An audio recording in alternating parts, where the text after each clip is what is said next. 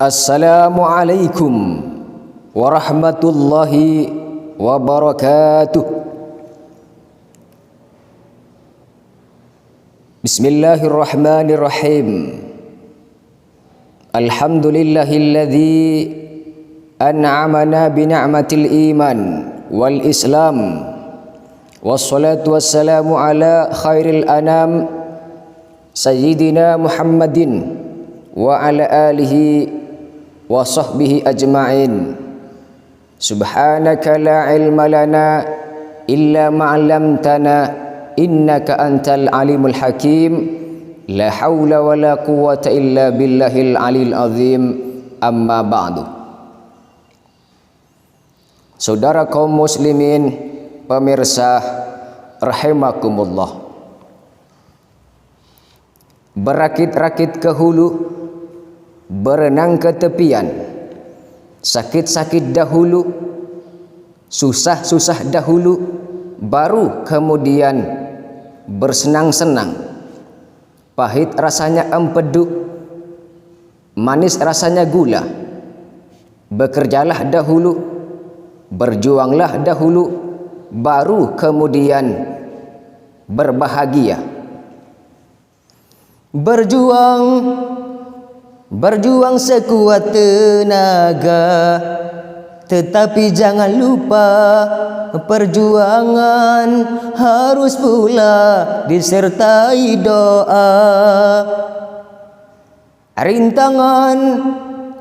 Rintangan sudah pasti ada, hadapilah semua dengan tabah, juga dengan kebesaran jiwa. Demikian bunyi syair dari Bang Haji Rhoma Irama, sebuah lagu yang cukup familiar dan memiliki daya motivasi yang tinggi. Judulnya Perjuangan dan Doa. Nah, oleh karenanya, sehubungan dengan judul lagu tersebut, pada kesempatan yang sangat berharga dan berbahagia ini, Al-Fakir ingin menyampaikan tentang perjuangan dan doa, kunci menggapai cita-cita. Saudara kaum muslimin, pemirsa rahimakumullah, hidup ini tak ubahnya laksana sebuah bahtera yang tengah berlayar di samudra luas. Bila mana cuaca baik dan laut dalam keadaan tenang, maka berlayar merupakan sesuatu yang sangat menyenangkan. Tetapi sebaliknya, bila mana cuaca jelek, angin bertiup kencang, badai mengamuk dan menerjang, maka berlayar merupakan sesuatu yang sangat menakutkan. Begitulah gambaran hidup ini. Terkadang menyenangkan, terkadang pula menyedihkan. Selama kita hidup di dunia ini, banyak sekali persoalan yang kita alami dan kita rasakan. Semakin banyak berjalan, semakin banyak dilihat. Semakin panjang usia, semakin banyak yang dirasa.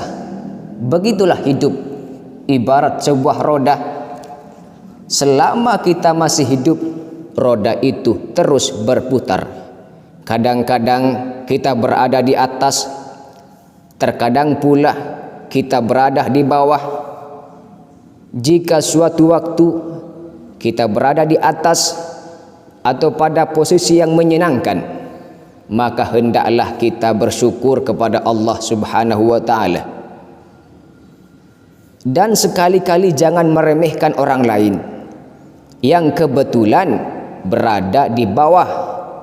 Sebaliknya, jika suatu waktu kita berada di bawah atau pada posisi yang tidak menyenangkan, maka hendaklah kita bersabar serta rela menerima takdir Allah Subhanahu wa ta'ala.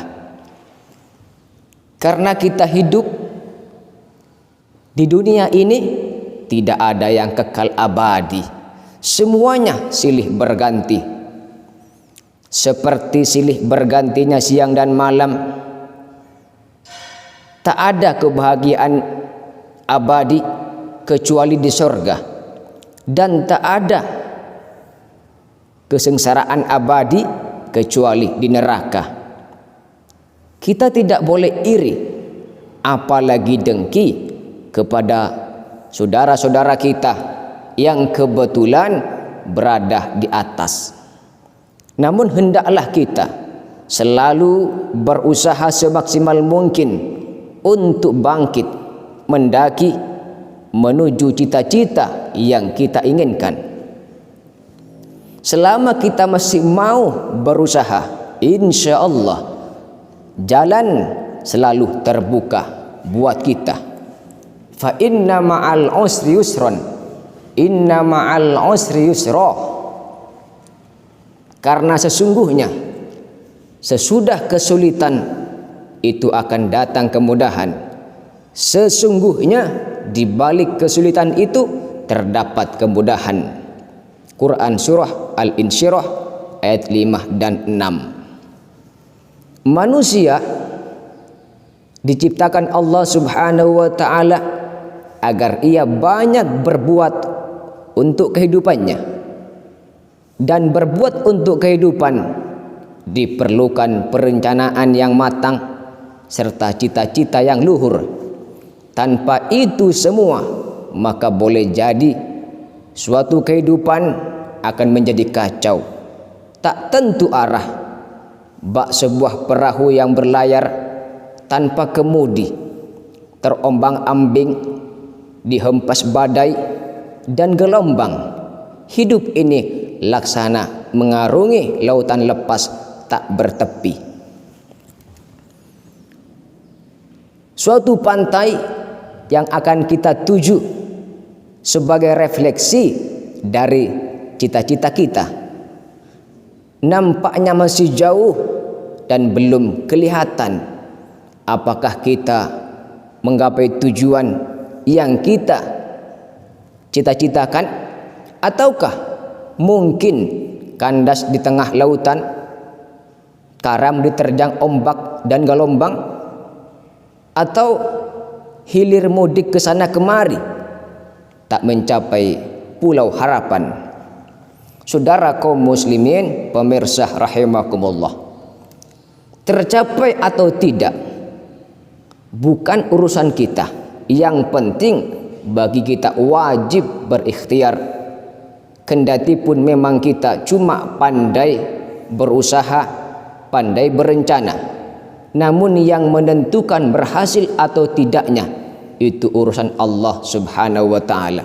Yang jelas dengan bekal cita-cita dan usaha yang keras, insya Allah cepat atau lambat pantai tujuan yang kita cita-citakan tersebut akan tercapai juga.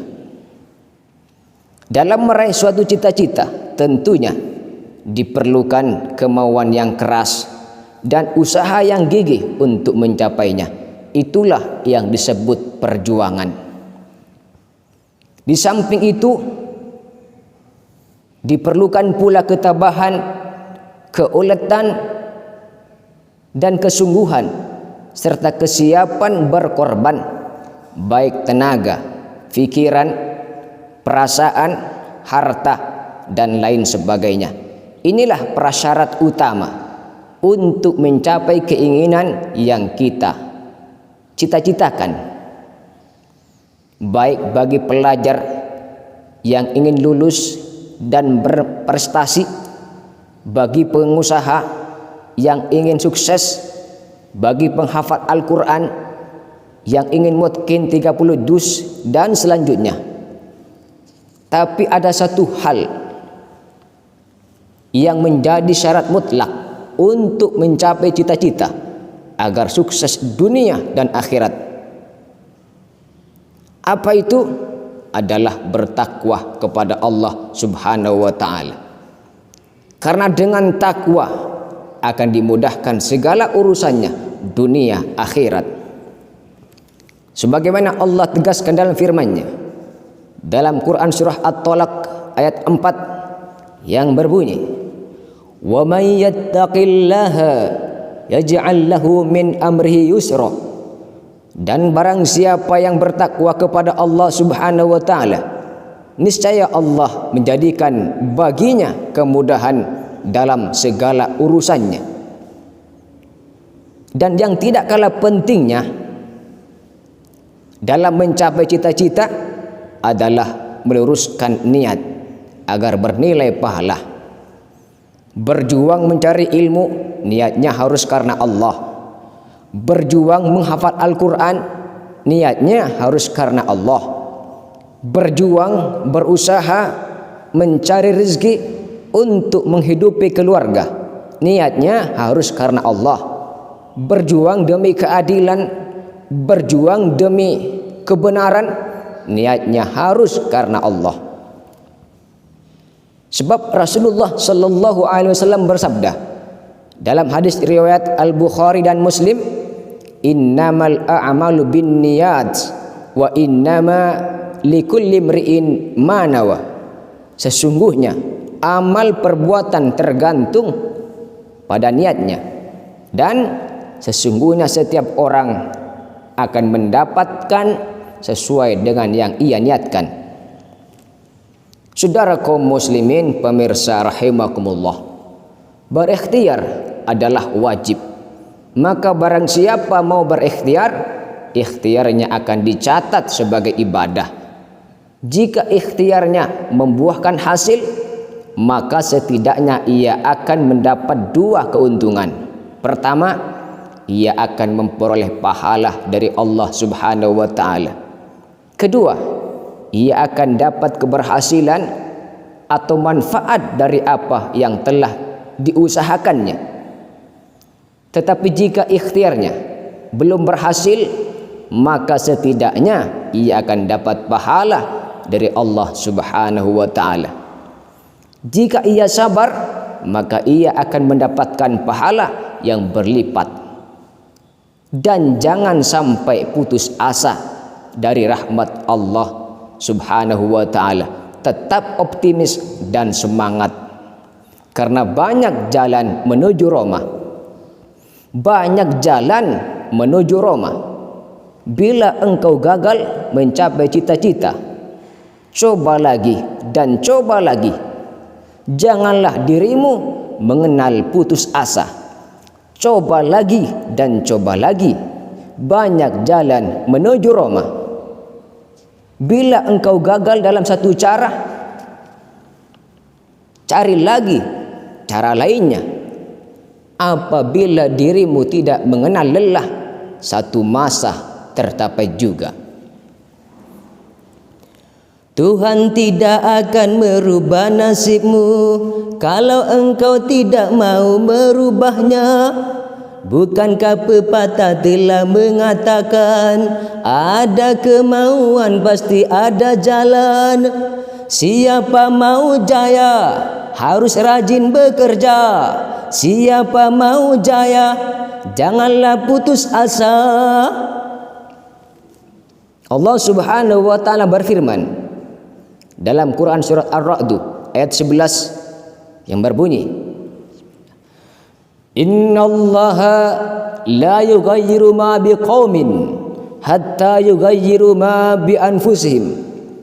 Yang artinya, sesungguhnya Allah tidak akan merubah keadaan nasib satu kaum, satu bangsa, sehingga mereka merubah keadaan diri mereka sendiri.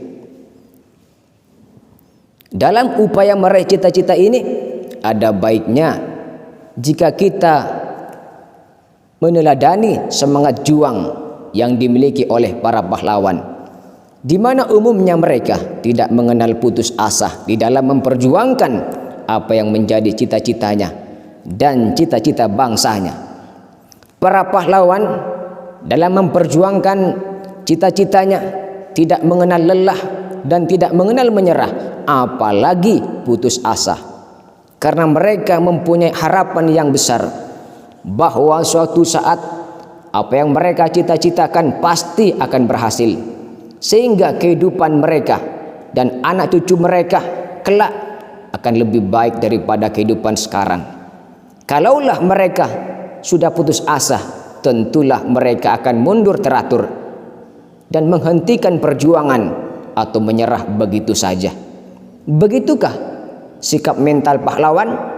Pahlawan sejati? Tentu saja tidak. Siapapun dia yang namanya pahlawan atau orang yang diberi gelar pahlawan, bagaimanapun ia akan selalu konsekuen pada cita-cita yang luhur dari perjuangan dan perjuangan bangsanya. Kendati pun ditebus dengan darah dan air mata, merdeka atau mati, haram menyerah. Allahu Akbar. Saudara kaum muslimin pemirsa rahimakumullah, kita ingat nasihat Buya Hamka, jangan takut jatuh, karena yang tidak pernah memanjatlah yang tidak pernah jatuh. Jangan takut gagal, karena yang tidak pernah gagal hanyalah orang yang tidak pernah mencoba melangkah. Hidup ini memang perjuangan. Seseorang tidak akan mencapai tujuannya sehingga ia merasakan kelelahan, bersusah payah, dan bersungguh-sungguh, karena itu merupakan sunnah kauniyah. Maladzatu illa ba'da ta'ab. Tidak ada kenikmatan kecuali setelah kepayahan. Hidup perjuangan. Perjuangan berarti pengorbanan. Berani hidup artinya berani berjuang. Berani berjuang maksudnya rela berkorban. Takut berkorban, jangan berjuang. Tidak mau berjuang, berhenti hidup. Itu logika. Perjuangan adalah merupakan usaha zahir untuk menggapai cita-cita. Namun ada satu kekuatan untuk memperlancar atau mempermudah perjuangan kita, dan ini disebut usaha batin. Apa itu? Doa. Kalau perjuangan tanpa pengorbanan, omong kosong. Tapi kalau perjuangan tanpa doa, sombong. Berdoa adalah perintah Allah Subhanahu wa taala yang dinilai sebagai ibadah. Allah Subhanahu wa taala berfirman dalam Quran surah Al-Mu'min ayat 60, "Ud'uni astajib lakum." Berdoalah kepadaku, aku akan mengabulkannya. Allah Subhanahu wa taala akan memberikan jawaban atau merespon apa yang menjadi keinginan atau usaha kita kalau kita berdoa kepadanya. Saudara kaum muslimin pemirsa rahimakumullah, apa sih hikmah berdoa itu? Berdoa kepada Allah Subhanahu wa taala dalam kaitannya dengan ikhtiar setidaknya ada dua. Pertama, doa akan mendekatkan kita kepada Allah Subhanahu wa taala, dan karenanya akan memperlancar tercapainya apa yang kita usahakan. Kedua, bahwa dengan berdoa kita akan terhindar dari klaim bahwa keberhasilan kita semata-mata karena ikhtiar kita sendiri tanpa campur tangan dari Allah Subhanahu wa taala. Tentu ini akan menjadi kesombongan yang luar biasa, sebagaimana dijelaskan dalam ayat berikutnya. Innalladzina yastakbiruna an ibadati sayadkhuluna jahannama dakhirin. Sesungguhnya orang-orang yang menyombongkan diri dari menyembahku maka akan masuk neraka jahannam dalam keadaan hina. Na'udzubillahi min dzalik. Oleh karena itu, tidak sepatutnya kita lupa berdoa kepada Allah Subhanahu wa taala. Dalam setiap usaha kita meraih sesuatu, semakin banyak kita berdoa dalam kehidupan sehari-hari, semakin dekat kita kepada Allah Subhanahu wa taala. Dan tentu ini menjadi hal terpuji, karena dengan berdoa kita menunjukkan kerendahan dan pengakuan betapa kecil dan lemahnya kita di hadapan Allah Subhanahu wa taala. Saudara kaum muslimin, pemirsa rahimakumullah. Perjuangan dan doa memang harus dilakukan secara seimbang. Berdoa terus tanpa pernah berusaha, ini pun dilarang karena dapat mendidik orang jadi malas. Satu pagi Khalifah Umar bin Khattab radhiyallahu an masuk ke masjid. Beliau lihat ada orang sedang berdoa, khusyuk betul. Ditunggunya 2 menit, 3 menit, sampai 10 menit lebih belum juga selesai. Agak lama orang itu berdoa. Selesai berdoa, dihampiri orang itu oleh Sayyidina Umar. Beliau tanya, saudara, lagi apa tadi itu? Berdoa ya Khalifah. Minta kepada Allah. Tentu minta kepada Allah. Minta apa kamu? Minta rezeki. Sudah lama? Dari tadi habis sembahyang subuh. Dapat? Belum. Ya memang, kata Sayyidina Umar, innas samaa la tumtiru dhahaban wala fiddatan. Langit itu tidak mungkin akan menghujankan emas, tidak mungkin pula menghujankan perak. Jadi orang dilarang bermalas-malasan menunggu keajaiban yang datang dari langit. Selain berikhtiar dan doa kepada Allah Subhanahu wa taala dalam upaya kita meraih sesuatu, ada satu hal lagi yang tak boleh kita tinggalkan, yakni tawakal. Jadi memang ikhtiar atau perjuangan dan doa sesungguhnya belum cukup tanpa adanya tawakal, berserah diri kepada Allah Subhanahu wa taala. Sebagaimana Allah Subhanahu wa taala sampaikan dalam firman-Nya dalam Quran surah Ali Imran ayat 159 yang berbunyi, fa idza zamta fatawakkal 'ala Allah innallaha yuhibbul mutawakkilin. Yang artinya, kemudian apabila kamu telah membulatkan tekad, maka bertawakallah kepada Allah Subhanahu wa taala. Sesungguhnya Allah Subhanahu wa taala menyukai orang-orang yang bertawakal kepadanya. Nah, mengapa kita harus bertawakal kepada Allah Subhanahu wa taala? Tawakal memiliki peran penting dalam hidup ini, terutama terkait dengan usaha dan doa kita. Seperti kita ketahui dan mungkin sering kita alami bersama, bahwa tidak setiap yang kita usahakan atau yang kita inginkan akan tercapai dengan segera sebagaimana kemauan kita. Sebab memang bukan manusia yang mengatur hidup ini, Allah lah yang mengatur seluruh alam dengan segala permasalahannya. Allah Maha tahu apa yang akan terjadi di masa depan. Allah Maha adil dan bijaksana dengan semua rencana dan keputusannya. Oleh karena itu, sudah seharusnya perjuangan dan doa kita serahkan kepada Allah Subhanahu wa taala. Biarlah Allah Subhanahu wa taala yang mengatur kapan perjuangan dan doa kita akan terkabul. Allah lebih tahu apa yang terbaik buat hamba-hambanya. Terkadang apa yang terbaik menurut manusia belum tentu baik menurut Allah. Terkadang pula Allah belum mengabulkan usaha dan doa kita karena Allah Subhanahu wa taala menilai kita belum siap, terutama secara mental, spiritual, untuk menerima keberhasilan yang kita inginkan. Ingatlah saudara, ada sebagian orang yang ketika usaha dan doanya dikabulkan, mereka justru makin jauh dari Allah Subhanahu wa taala dengan melakukan banyak kemaksiatan. Na'udzubillahi min dzalik. Dengan bertawakal kepada Allah Subhanahu wa taala, kita tentu lebih siap untuk menerima kenyataan. Mereka yang tidak tawakal mungkin akan sangat kecewa dan bahkan mengalami stres berat ketika ikhtiar usaha dan doanya tidak atau belum terkabul. Sebagian dari mereka bahkan ada yang menyalahkan Allah Subhanahu wa taala dengan menuduh Allah Subhanahu wa taala tidak adil. Na'udzubillahi min dzalik. Ini sudah terlalu jauh. Kita dilarang untuk buruk sangka. Apalagi kepada Allah Subhanahu wa taala, Tuhan kita yang menciptakan kita. Padahal Allah Subhanahu wa taala menyampaikan dalam hadis qudsi, ana inda dhanni abdi bi.